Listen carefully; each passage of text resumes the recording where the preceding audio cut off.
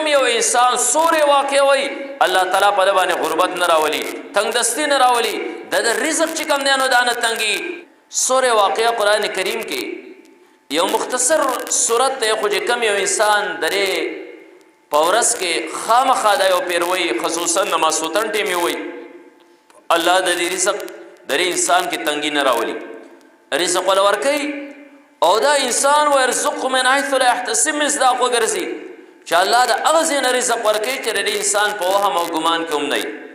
حضرت عبدالله ابن عباس رضی الله تعالی عنهما تاسو پیژنئ، د نبی علیه الصلاۃ والسلام د تره زوی دی او الله تعالی قرآن کریم کې ډېر لوی مهارت ورکړی، رئیس المفسرین دی. حضرت عبدالله ابن عباس رضی الله تعالی عنهما دیو پر راغی د حضرت عثمان رضی الله تعالی عنه خواله. عثمان رضی الله تعالی عنه الله تعالی مال ډیر زیات ورکړو او تاسو ته پته را او الله تعالی سخا هم ډیره زیات ورکړی وه. مال یو انسان له الله ورکي خو چې د هغې سره سره دله سخا هم ورکي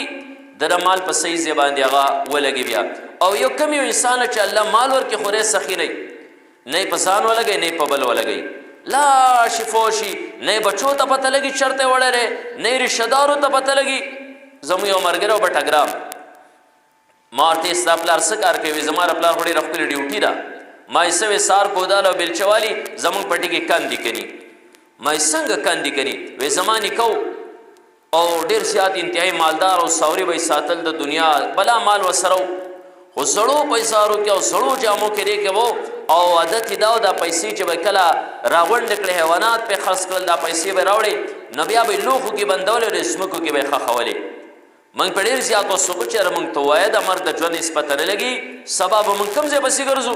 دې پټو کې خښې کړې نو زما پلار ډیوټي ده هغه کندې کنې چې کیدای شي دې ځای کې موږ یې خښ کړی دغه ځای کې خښ کړی نو شوم سړی نه په ځان ولګي او نه په بل. عثمان رضی الله تعالی الله تعالی مال هم ورکړه ورسره بیا سخا هم وه او داسې سخا یقین وکوي چې دنیا ورته انګوش بدندان ده.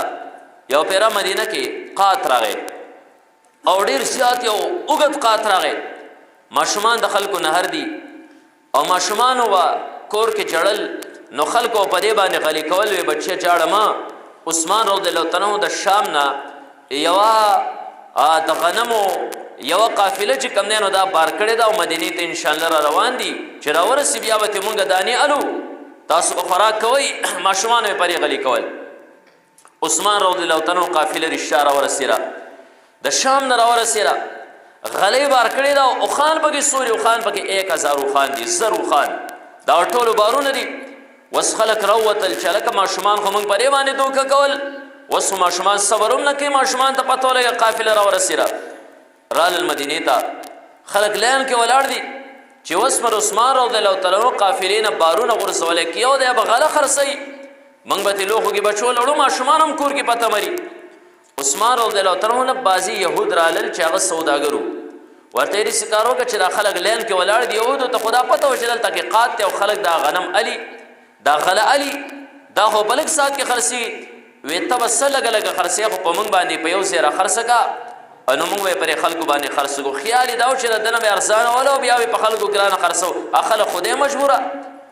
نو عثمان رضی الله تعالی عنه دې په سوی علی نه یو یهودي وی چې په سور یې اغوستې زه به دوچن پیسې درکړم، ورته نه دوچن خو نه، بل کس ورته راغی وی زه به 3 چنده پیسې درکړم، نه بل راغی زه 4 چنده، خبره لاړه 10 چنده ته ور ورسېده. عثمان رضی الله تعالی عنه ورته وی چې تاسو یې په 10 چنده باندې الی وی او وی زما سره یو ګاهکي دی که په هغه ریټ باندې زما نه څو کالی چې درخواست کم. وی څه ګاهکي دی؟ وی ما نه یو کس ډیمانډ کړی دی یو په 200 باندې رانالي. نو خلکو ورته چې دا به څوکي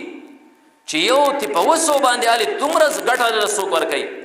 عثمان رضی الله تعالی عنه فرمیل وی هغه زما رب دی،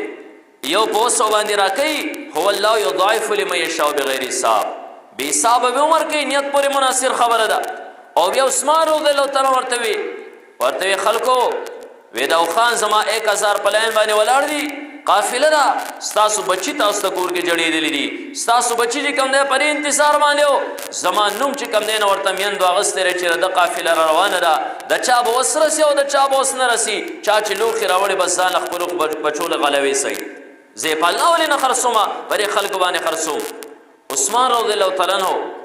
هغه یو داسې لویه سخا الله ورکړې وه، لویه سخا یې ورکړې وه. عثمان رضی الله تعالی یو پیره چا غله وغوښته نو عثمان ذوالنورین رضی الله تعالی ورله غله ولېږلې وه علاقه د قاصالي راغلې ده اوښان یې ورله بار کړل او اوښان چې ورله بار کړل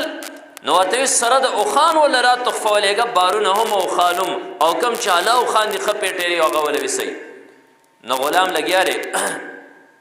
عثمان رضی الله تعالی غلام دی د زر زر دا بارونه تړي او اوښانو باندې چې کوم دی نو ور لوټ کوي زر زر لګیا دی عثمان رضی الله تعالی ورته هلکه ولې دا دومره تادي کې وی تادي ځکه کومه چې ستا یو خبرې ته چېرته مخه نه شي د یو خبرې نه یېرېږم ورته څه خبره ده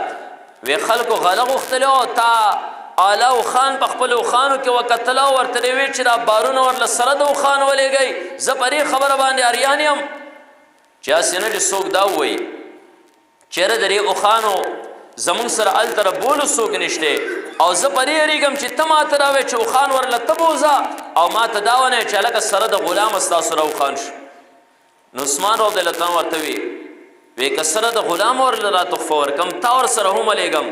نو دا څه بدیت خو نه زما به ثواب وشي او ورته امیر المؤمنین دا خبره خو ستا ټیک ده ته د دې نه مجبوره نه یي زه هم دغې خبرې نه یېرېږم زما په شان غلامان به تا ته ډېر میلاو شي خو ما ته به ستا په شان قابل ځای کوم ځای بیا میلاویږي زه صرف په دې خبره باندې یېرېږم نو خبره ما دې پورې اخیسته او سورې واقعې پورې حضرت عبدالله ابن عباس رضی الله تعالی عنهما راغی عثمان رضی الله تعالی عنه خواله هغه ورته وایي عثمان ذوالنورین رضی الله تعالی ورته وایي عبدالله ابن عباس وی ها وی زامن دې نشته الله تعالی لوڼه درکړي دي او ډېر زیات تکلیف کی زه مالدار یم الله مال راکړی دی